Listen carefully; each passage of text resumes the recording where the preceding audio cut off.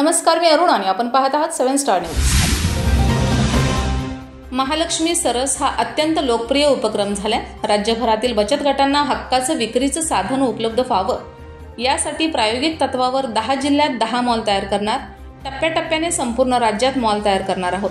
त्याचबरोबर राज्यात आगामी कालावधीत 1 कोटी लखपती दीदी करण्याचा संकल्प आहे। सध्या राज्यात 18 लाख लखपती दीदी असून मार्चपर्यंत 25 लाख लखपती दीदी करणार आहोत अशी घोषणा मुख्यमंत्री देवेंद्र फडणवीस यांनी केली आहे।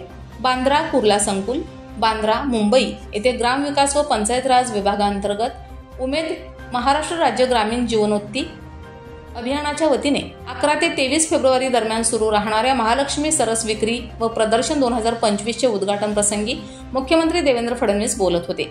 यावेळी ग्रामविकास व पंचायत राज मंत्री जयकुमार गोरे, राज्यमंत्री योगेश कदम, विभागाचे प्रधान सचिव एकनाथ डवले, उमेदचे मुख्य कार्यकारी अधिकारी निलेश सागर, उमेदचे मुख्य परिचालन अधिकारी परमेश्वर राऊत यांच्यासह राज्यभरातून बचत गटांच्या महिला या कार्यक्रमाला उपस्थित होत्या।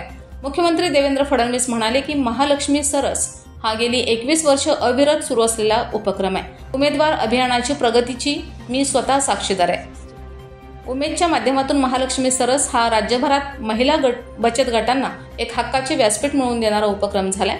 महिला बचत गटांची उत्पादने खूप चांगली असतात, पण त्यांच्या विक्रीसाठी खूप उपाययोजना कराव्या लागतात। यासाठी कायमस्वरूपी उपाययोजना म्हणून जिल्हा परिषदेच्या परिसरात उमेद अभियानाच्या माध्यमातून मॉल उभारणार। यासाठी आगामी अर्थसंकल्पात तरतूद केली जाईल। प्राथमिक स्तरावर 10 जिल्ह्यात उमेद मॉल उभारण्यात येतील असे मुख्यमंत्री देवेंद्र फडणवीस यांनी सांगितले। मुख्यमंत्री देवेंद्र फडणवीस म्हणाले की बचत गटामार्फत तयार केलेली वस्तू ही खासगी कंपनीच्या मालापेक्षा अत्यंत उत्कृष्ट दर्जाची असून ते अत्यंत माफक दरात उपलब्ध होतात। उमेदच्या या माध्यमातून 60 लाखपेक्षा अधिक कुटुंब आर्थिक प्रगती करत आहेत। या माध्यमातून बचत गटातील महिलांना स्वतःच्या पायावर उभे करण्यासाठी शासन प्रयत्नशील असून प्रधानमंत्री नरेंद्र मोदी यांनी लखपती दीदी ही योजना आणली आहे। ज्या महिलांचे वार्षिक उत्पन्न 1 लाखापेक्षा जास्त आहे त्यांना लखपती दीदी म्हटले जाते। आज महाराष्ट्रात 11 लाखपेक्षा जास्त लखपती दीदी आहेत। मार्च 2025 पर्यंत 25 लाख महिलांना लखपती दीदी करणार आहोत। आगामी कालावधीत 1 कोटी महिला लखपती दीदी करण्याचा संकल्प आहे।